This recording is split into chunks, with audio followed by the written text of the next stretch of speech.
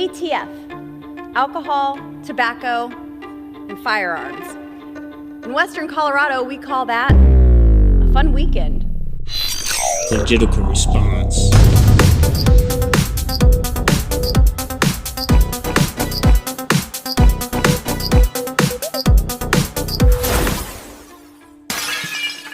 What's up, everybody? Thanks for tuning in. This is Legitical Response, a channel focused on politics, politicians, what they do, what they say, what they try to get away with, what they don't get away with, what they get caught doing, and the bureaucratic systems that we all have to live under. Now, what we got coming up today is Congresswoman Lauren Boebert.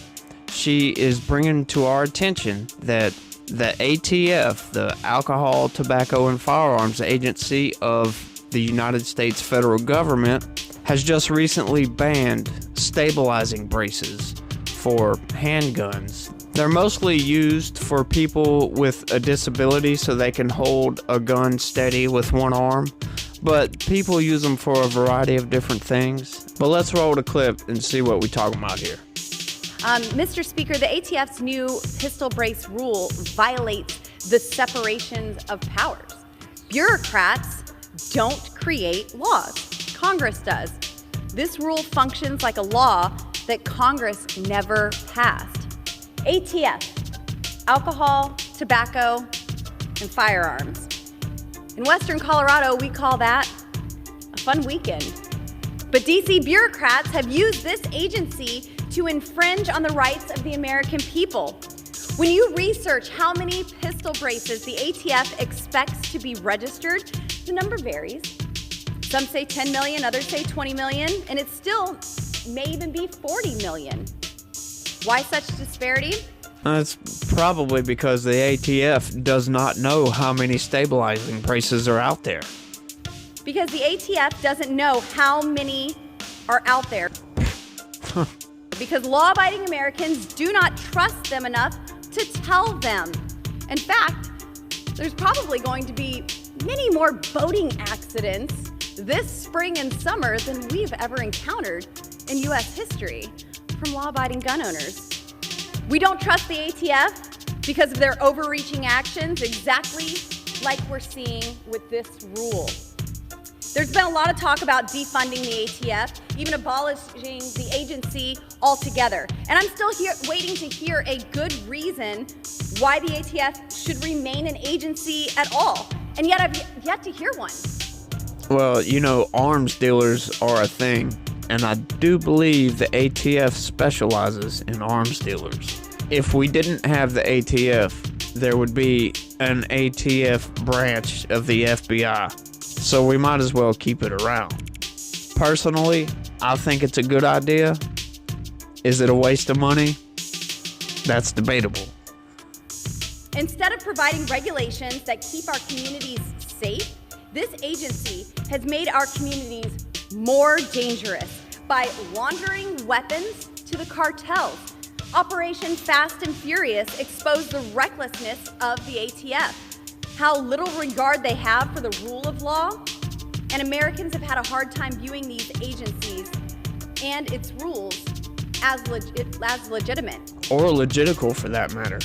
Think about it. The ATF had about 1,700 firearms that were being tracked. They had tracers on them that they were selling to known criminals during this Operation Fast and Furious. They lost 1,700 traced firearms.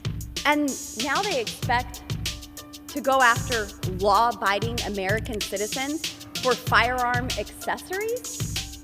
Are they really that competent to go after this many millions of Americans for a firearm accessory, a stabilizing brace, when they had 1,700 tracked firearms in the hands of known criminals that they just lost? I think that alone proves the legitimacy of this agency, and I'm very excited to bring them into the Oversight and Accountability hearing so they could speak for themselves of why they should remain an agency in our federal government and not have the appropriate features of their agency put under another, like the FBI, once we clean that out. But other than that, the Second Amendment, it is absolute. all the regulations that bureaucrats make, the laws that bureaucrats are trying to make, the unconstitutional laws that are passed by the federal government, the state legislatures, they make our country less safe. Gun-free zones are the most dangerous places in our country. The Second Amendment is absolute, and it's here to stay. Now, honestly, it was no surprise to me to find out that the ATF was doing some underhanded stuff, because pretty much every single police arm of the federal government does some underhanded stuff. It's no surprise. Why should you be surprised? You probably shouldn't be surprised.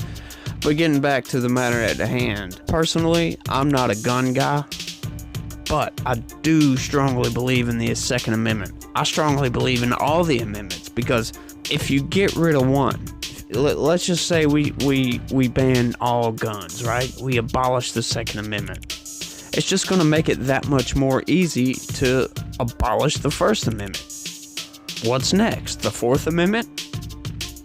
Personally, I don't want anybody running up in my house searching for no damn good reason. It just makes it that much easier to get rid of an amendment once we do that. Those amendments are there for a reason. Our forefathers put them in place for a very good reason. They had the forethought to understand that when big government gets too big, it can get tyrannical. Bureaucracy is a thing that affects everybody. What the ATF has done here is a very bureaucratic thing to do. To me, it sounds like they are trying to be lawmakers as bureaucrats. Bureaucrats are not lawmakers. You can't do that. It sounds like a law to me. Outlawing an accessory to a gun shouldn't be able to do that. It's like saying you can't put aftermarket wheels on your car.